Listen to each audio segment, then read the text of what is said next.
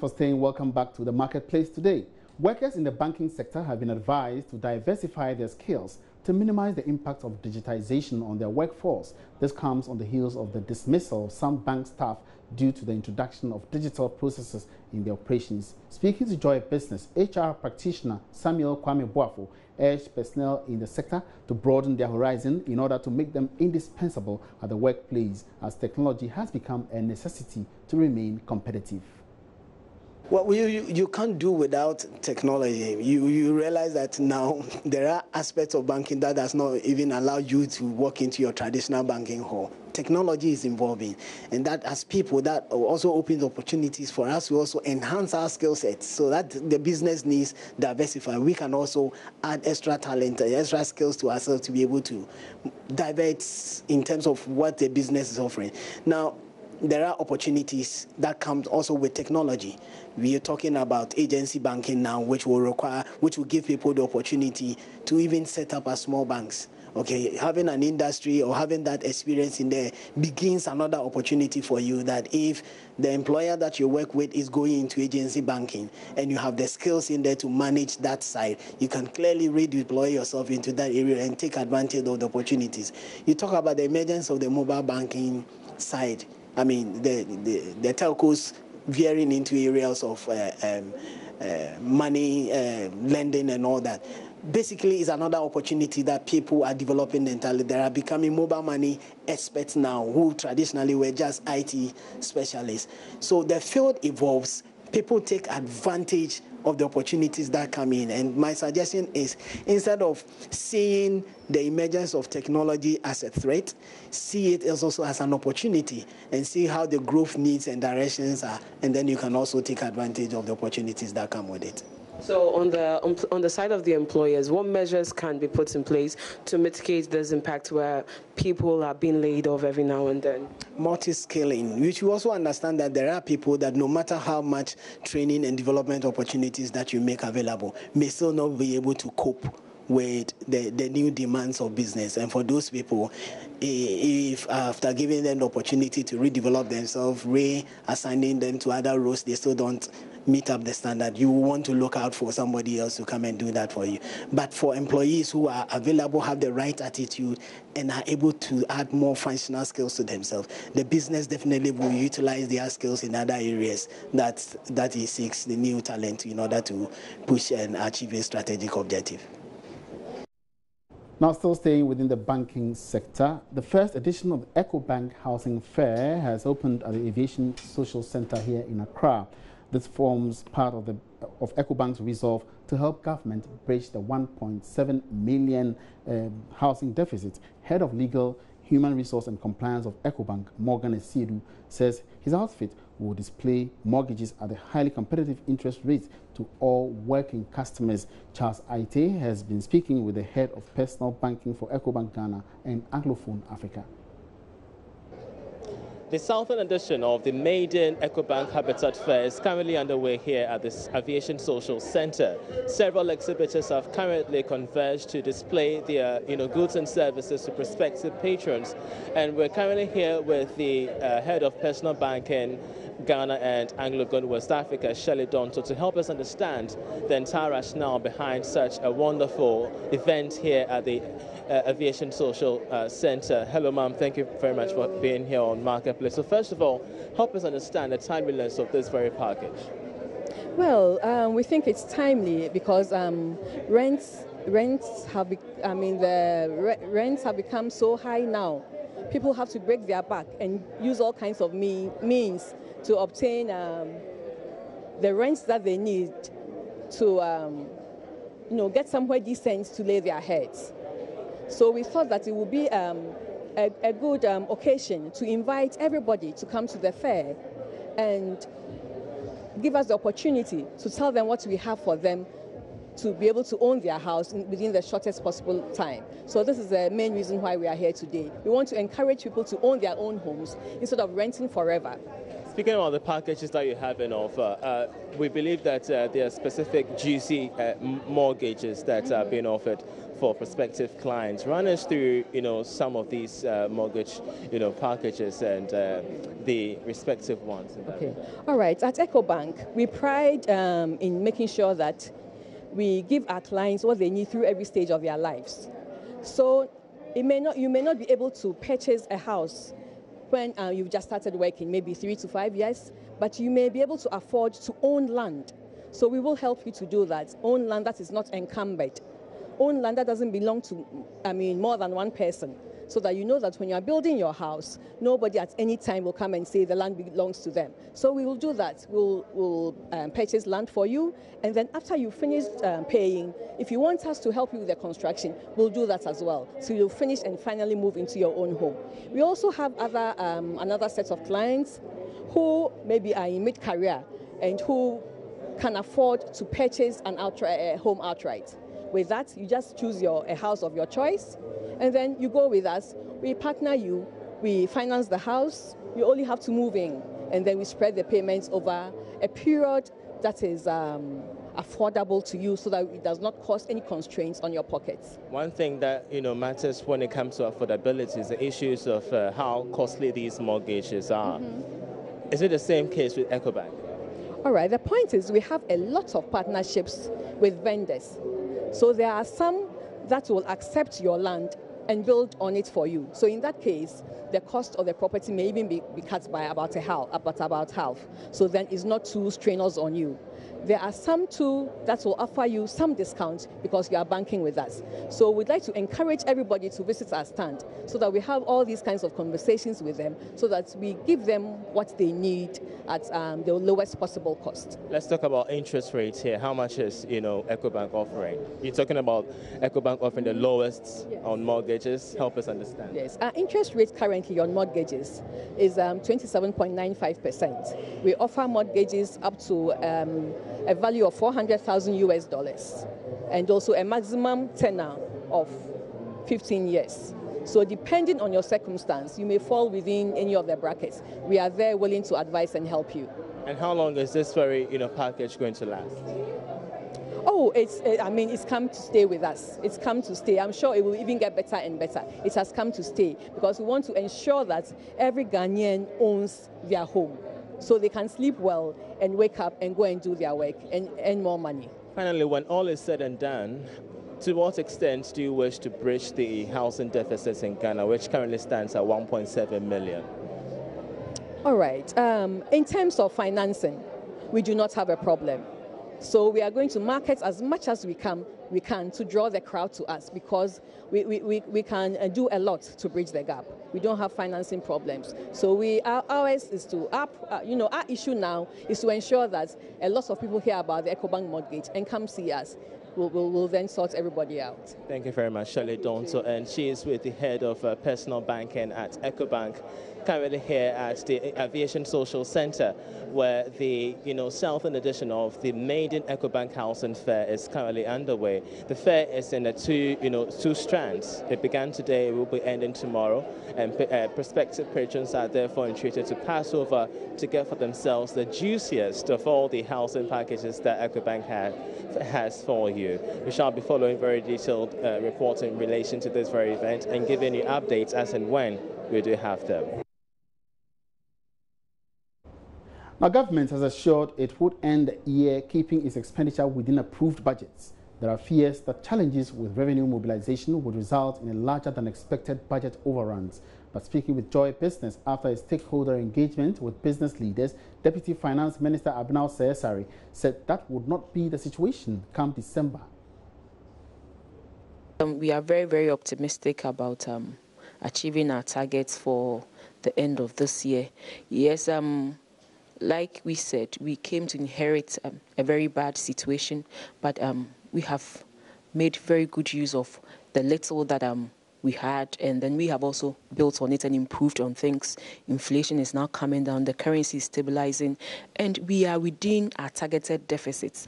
The challenge we have now is the revenues that are not coming in as it's supposed to come in. But we believe that with the coming into effect of so many things that we have, like the paperless That will improve the situation for you. The paperless at the port. At the ports. Yeah. Paperless business at the ports will go a long way to sort of increase revenue, because usually with revenue collection, you need to sort of reduce the human interference, and that is the only way you can maximize your revenue. So we are working on that one, and we believe that the taxes that in every regime, you have to make taxes compliant. You shouldn't make it so difficult for people to pay their taxes. So we have removed the nuisance taxes. We believe it will take some time for people to get used to it and then fall in line. But we believe that by the end of the year, we would have achieved something good for us. How critical are these engagements? Because there are some who've also argued that it looks like the Ministry of Finance has already made their mind up what they want to do. How critical are these engagements that whatever proposition the business will put on the table when it comes to even taxes, the corporate tax and the review and all those things, indeed, the ministry will take their concerns on board and then act? Thank you very much. This is the first in the series of stakeholders meeting that we are having, and this one, it is backed by law, by the new PFM Act. So we have to consider every engagement that we have to consider all the discussions that come up in the engagement. And fortunately for us, this is backed by law. Meanwhile, government is planning to spend some 54 billion cedis as against a revenue of 44 billion for this year. The meetings are part of the ministry's plans to get the required views from industry and businesses ahead of the budget presentation in November this year. It's still on the marketplace, and the National Communications Authority, NCA, has issued waiver application fees for mobile network operators to deploy or which deploy 3G services to underserved communities in the country. This is aimed at supporting government's digitization agenda. The NCA this morning held a press conference to give some details to the initiative. Ebenezer Sabote was at the press conference and has joined me right here in the studio to throw some more light. Ebenezer, good afternoon, welcome. Good afternoon. Now, so why these freebies to these companies? This is a very good question that we keep asking.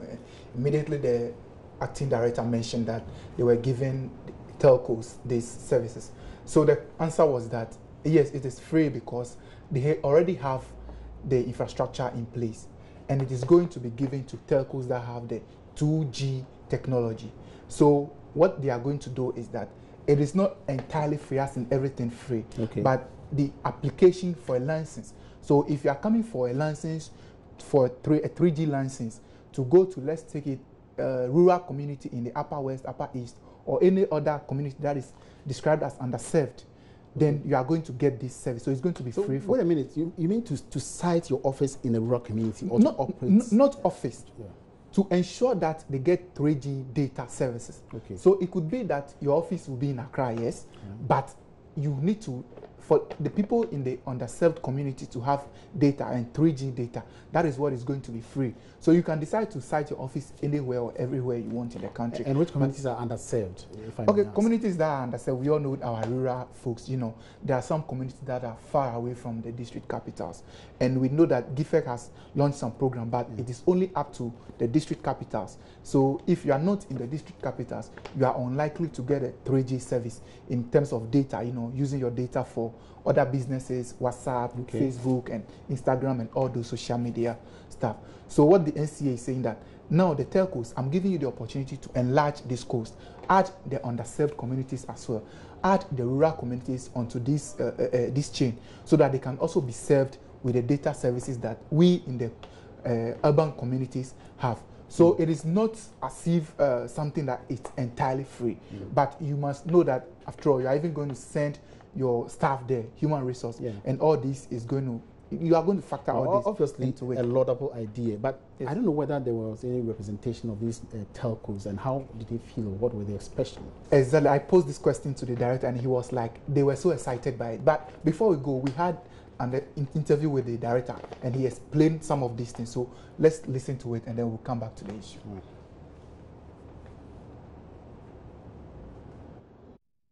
Unserved and underserved areas which either two did not have what data currently have. And then they will apply again. So maybe the first application might have, say, 50 rural communities, right? And then they go work on that. They come back again. We give them another authorization for maybe 20 or 30 or 50 or whichever many that they apply. Any timeline for this, please?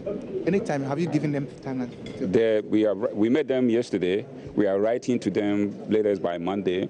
And by Tuesday, anyone can come in and apply. And we assure them within less than 2 weeks, right, the application will be authorized. What has been their reaction when you met them? They are excited. They are excited. Some of them already were piloting. As we speak, some already had piloted and have had results, right? And some are also in the process. So they're excited. I understand that, you know, if you can do something at 50% less of the cost, it's always a good thing. Right, it's always a good thing. Your current 3G, as I said, maximum, you know, 3 kilometers, right? But you can get the same data services with UMTS 900 going almost 15 kilometers. So a lot more. You are reaching a lot more people, right? Using the same infrastructure, basically, because they already have paid for the 900 licenses. You see that they've already paid for it. And we are just allowing them to leverage on new technology within alliances that they had already paid for. And again, the government is also promoting digital inclusion. So the minimum we can do is to allow that process, right, facilitate that process. So we didn't think that it was going to be of any value adding authorization fee. But let's just keep going so that the work that the government wants to achieve by promoting digital inclusion can be done in a much more faster pace. Moving forward, are you going to give further waivers and freebies? When you look at the waiver you are giving them, it's only for license. There are other hidden costs or hidden charge taxes, and other stuff. How are you marrying those as well? Again, you know, we don't have a hand in the taxes that they pay. Taxes, everyone that does business in Ghana have to pay taxes. Anyone that work here have. So taxes is a GRA thing. But yes, one of the things we've tried to do is to provide a good ecosystem for the telecommunication infrastructure. And that's what we are trying to do. We are looking at many other areas within the whole ecosystem, and as much as we can do to promote the advancement of telecommunication in the country, you can bet that we do. We have a great team, we have a great board, we have an exciting minister, right? So we are happy that we are in the position to be of help. Yeah. All right, so that was the Acting Director General for the National Communications Authority, Joe Anoche. But Eben, before you go, I know there's a migration process from 3G to 4G. Now, new companies, new telcos that are coming and which will seem to enjoy this facility, are they going to operate on 3G or migrate to 4G? This is an interesting development we are having in Ghana here because the Acting Director mentioned to me specifically that there are no more spectrum for 3G service. So if you are a new company, like the way I'm planning to come out with a new technology, network, that's a sub network, you know, the issue is that I may go for a 4G. For 3G and 2G, there are no spectrum, so I don't have to fight for it. Go straight to 4G. No space on 3G. Thank you very much, Ebenezer Sabute. Eben Sabute bringing us up to speed with a press conference held this morning. The National Communications Authority, which has decided to give some freebies to companies, telcos, which want to serve within underserved communities in the country. Now, finally, before we go, Elijah Amo-Addo loves to cook, and his greatest passion is to feed the hungry. His food recovery organization, Food for All Africa, is not only meeting that need, but paved a way for him to meet and cook for the Queen. Chef, as he is popularly called, takes Odilia Ntiamwa to his kitchen on this edition of the Joy Business Fund. There's a repeat.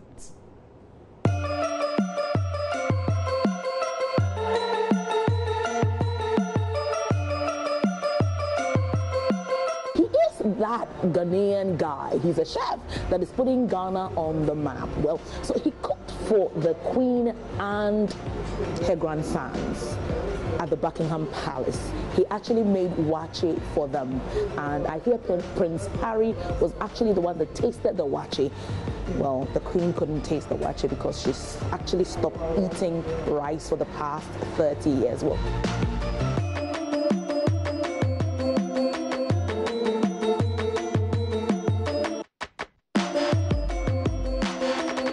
happened to be a 2017 Queen's Young Leader Award winner.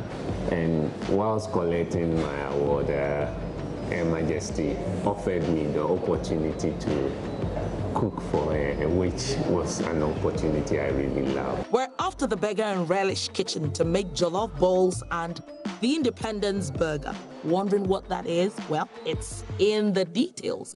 At a usual Ghana, Nigeria, who knows how to prepare the best jollof competition, Chef Elijah's jollof balls just settled the matter.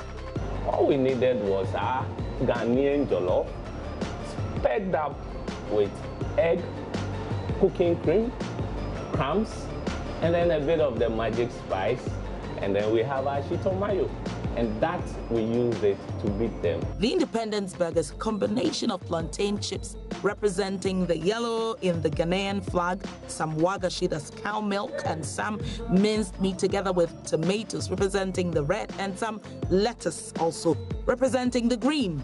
Don't let your mouth water yet, because this will go down well with some fresh juice and jollof balls. Now, what is this? What has been put around it? So instead of using breadcrumbs, we're using cornflakes, eggs, cooking cream to coat our jollof balls, and we're going to serve it with shito mayo. We know it's wagashi, it's cheese, and Chef Elijah thinks the cheese market in Ghana should be looked at seriously, since he uses more than 24,000 cedis worth of imported cheese every month. We don't have any company. Currently, a lot of the cheese, over 80% of the cheese we use in this country comes from Netherlands. Some comes from Switzerland as well, and then Australia. However, wagashi is a pure made cheese from cow, our local cows. What I believe is if we have companies that can mature this cheese over a period of time, its content is much better when you're comparing it to other cheese that we imported. With all these innovations in food, it's no wonder he has another opportunity to put together a West African menu for the Buckingham Palace. I must say, the first wache he cooked for the Queen was eaten by Prince Harry, since the Queen has stopped eating rice for over 30 years. Elijah Amo-Addo is enjoying the fame of cooking for the royal family, but he tells the Joy Business Van he's turning this opportunity to serve others. The Food for All project was birthed with an observation Elijah made when a mentally challenged man was collecting food from dustbins for other mentally challenged people like him. The Food for All program picks up food from corporate organizations and individuals and gives them to those who need them. So Food for All Africa operates West Africa's first food bank in Ghana by creating efficiency and sustainable means of nutrition for vulnerable children, aged and mentally, through what we call food recovery, farming, and then forum for stakeholders. We being West Africa's first food bank, we work with businesses, mostly supermarkets, restaurants, farmers, market women. Currently, Food for All, we're recovering between $5,000 to $10,000 worth of food on a monthly basis to support over 5,000 beneficiaries across 6 regions of Ghana. What about a Food for All app? You can sit in the comfort of your home and just send a message that you have leftover food from parties or funerals for vulnerable people. Neighbors who are on the Food for All program will be contacted and the food picked up. We're creating Food for All Africa mobile app, which enables food sharing at the same time at a discount or free.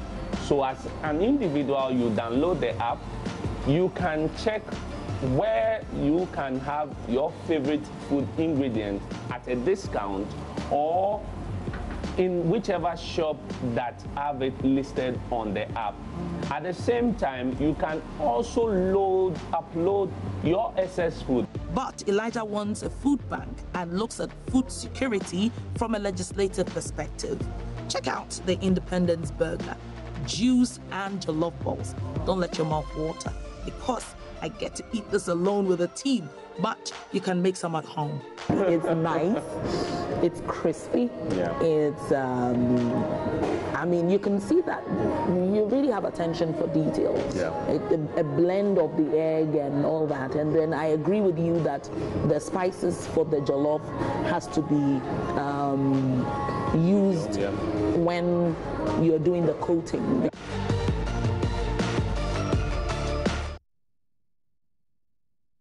So you catch another edition of the Joy Business Fund on Wednesday. Meanwhile, before we go, Ghana should by September 23 know whether it can go ahead with fresh exploration activities on the Jubilee and 10 oil fields. This is because the Hamburg-based International Tribunal of the Law of the Sea, ITLOS, has set this date to give its final ruling on the matter. We could not explore this particular development on this platform, but certainly we'll bring you more of this shortly at 5 o'clock on Business Live. That's it for the Marketplace today. My name is Emmanuel Apua. Have a good afternoon.